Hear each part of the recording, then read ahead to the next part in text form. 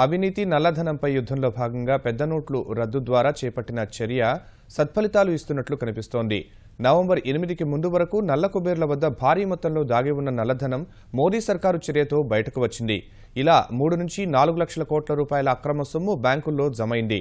అనుమానాస్పద లావాదేవీలన్నింటినీ నిశితంగా పరిశీలిస్తున్న వేర్వేరు కేంద్ర ప్రభుత్వ సంస్థలు అక్రమార్కుల ఆట కట్టించేందుకు సిద్ధమవుతున్నాయి.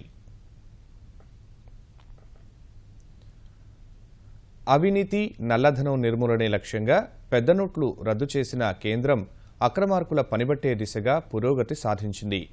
పాత నోట్లు జమ చేసేందుకు అవకాశమిచ్చిన 50 రోజుల వ్యవధిలో వేర్వేరు బ్యాంకుల్లో చేసిన డిపాజిట్లను నిశితంగా పరిశీలిస్తున్న ఆదాయ పన్ను శాఖ కీలక విషయాలు కనుగొంది. పెద్ద నోట్ల రద్దు తరువాత దేశంలోని వేర్వేరు బ్యాంక్ ఖాతాల్లో భారీ మొత్తంలో లెక్కల్లో చూపని ఆదాయం జమైందని గుర్తించింది.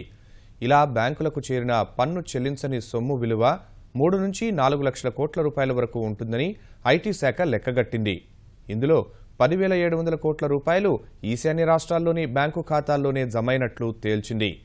మొత్తం 60 లక్షలకు పైగా బ్యాంకు ఖాతాల్లో 2 లక్షల రూపాయలు లేదా అంతకన్నా ఎక్కువ సొమ్ము జమైనట్లు ఐటీ శాఖ గుర్తించింది.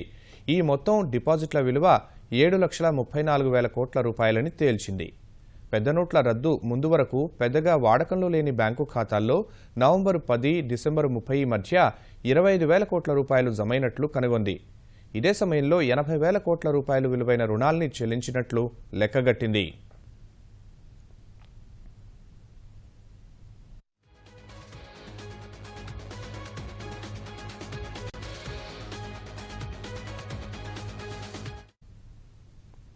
సహకార బ్యాంకుల ద్వారా జరిగిన లావాదేవీలపైన ఐటీ శాఖ ప్రత్యేక దృష్టి సారించింది.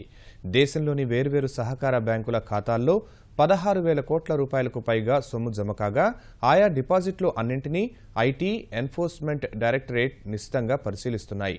అనుమానాస్పద లావాదేవీలు అన్నింటినీ విశ్లేషిస్తున్న ఆయా శాఖలు డిపాజిట్ చేసిన సొమ్ముకు ఖాతాదారుల్ని లెక్కలు అడగనున్నాయి.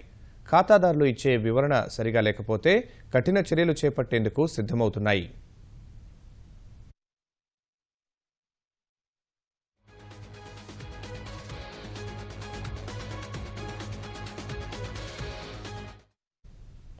నల్లధనంపై పోరులో భాగంగా 1000 పాత 500 రూపాయల నోట్లను రద్దు చేస్తున్నట్లు ప్రధాని నరేంద్ర మోదీ నవంబర్ 8న సంచలన ప్రకటన చేశారు.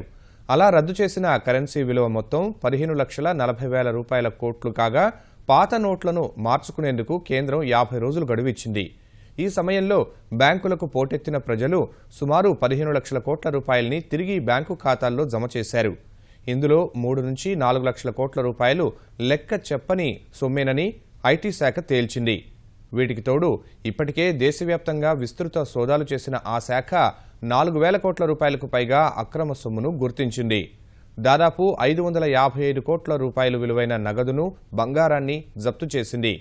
బ్యాంక్ డిపాజిట్లు సోదాల్లో పట్టుబడ్డ సొమ్ము లెక్కలు తేల్చడం పూర్తయితే పెద్ద నోట్ల రద్దుతో ఎంతమేర నల్లధనం బయటపడిందన్న అంశంపై స్పష్టత రానుంది.